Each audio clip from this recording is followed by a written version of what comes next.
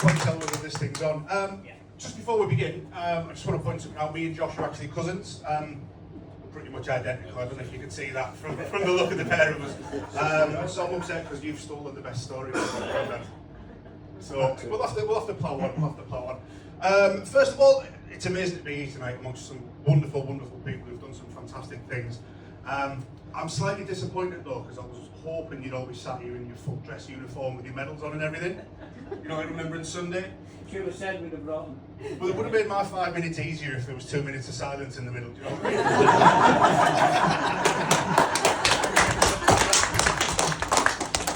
mean?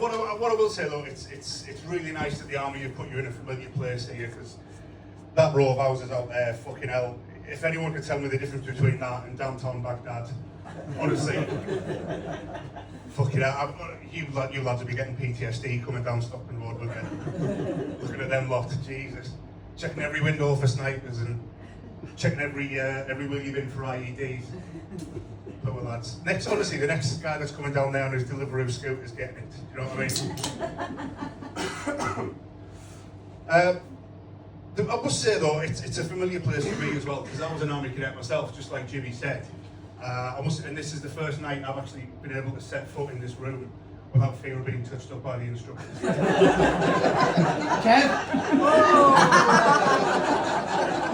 Never proven. Never proven. It was a strange thing, even when we were doing first aid and the teaching us how to put a sling on, we had to do it naked. I don't know why.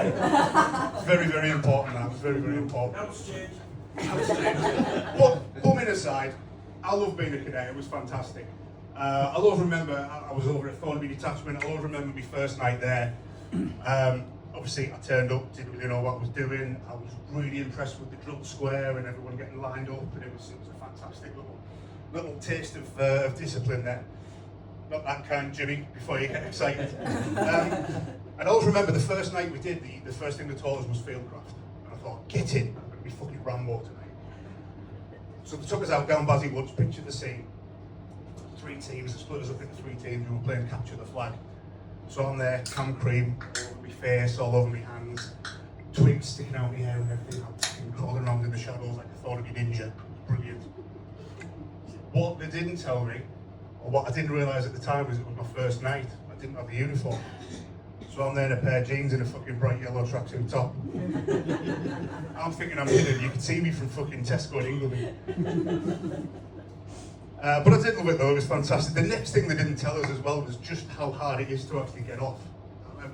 I'm sure you lads will remember trying to wash it off. Honestly, my bath looked like a fucking massive hot chocolate by the end of it. It was awful. It was awful. I did love it though. The one big memory I've got from being a cadet was when we went to Perthright. We had 2 weeks down at annual camp down there. Has anyone been down there? Yeah. Yeah, a couple of you. Is that with the Paras, was it? Or? Where is it, God? Old shot. Is that some sort of in joke that I don't know about? Brilliant. Anyway, but no, it was great. It was 2 weeks training with regular army trainers. I believe actually they were officer cadets from Sandhurst, so they were very, very different from these fucking scruffs from Cleveland, honestly. So they took us out for 3 nights exercise. We were getting chased through the woods by these APC warriors and these Chinooks, and it was the same sort of thing. We were three to a sleeping bag, which they told us again was standard. I always worried about that, and I worried about it for years until I asked Jimmy, and he said, "Yeah, that's fine. It's exactly that's how it goes." Now, as Josh has alluded to, Derek, our granddad, he was in the forces as well. Thornaby lad, travelling the world in the forces. You've stolen the best story, but I'll have to think of some more. He was in the DLI, my granddad, or our granddad, sorry, he was in the DLI. Then he was a paratrooper, served in Cyprus, as we said. Then he joined the Navy. So sorry about that, guys. That's just how it is. So he's probably the only man who's travelled the world in the forces through air, sea, and land. And the worst trouble he got into was a bar fight in Limassol. Barmaid knocked the fuck out of it. But one thing I'll always remember, that one of the stories that he told us as well, was a few years ago he gave me this little diary. There's only a couple of lines for each day, It's from 1961, so it's actually from his Navy days. And I thought, oh, great, he's giving me a little bit of family history. He said, don't let your grandma sing. So, great, it's in there. So I'm flicking through it, and it says stuff like, Monday, sighted Cuba. I'm thinking, oh great, I didn't know he'd ever been to Cuba. Tuesday, unloaded sugar. Okay, let's buy you, John. Wednesday, Maria, redhead, $5. It wasn't giving me family history, it was looking hard at the evidence. Now, he's got 3 brothers, my granddad. One of them, again, did the same sort of thing, did his national service in the Ding Alai, joined the Navy, travelled the world. I can tell you all sorts of stories about old Billy, I don't have enough time. The other one, Jackie, he was less lucky.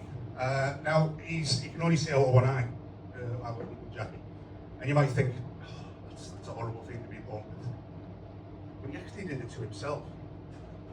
He was trying to see how a pellet gun worked and he shot himself in the face. On the one hand, you might think, great, doesn't have to join the army, doesn't have to do anything like that. But he fucked off 2 years in Cyprus to St. Thornbury. What kind of idiot does that? Now, I couldn't join up because the doctor told me, in his words, my eyes were fucked. So I ended up with these jam jars, a stupid degree and headaches. But my missus isn't bad looking, so we've done all right, so it was quite sad that the army tradition ended there, because my dad didn't join up, he became an engineer, which is great, it's a good job. It's not quite the same as signing up to fight for your country, but you know, when he was working at KP, we never ran up coolers during COVID, did we?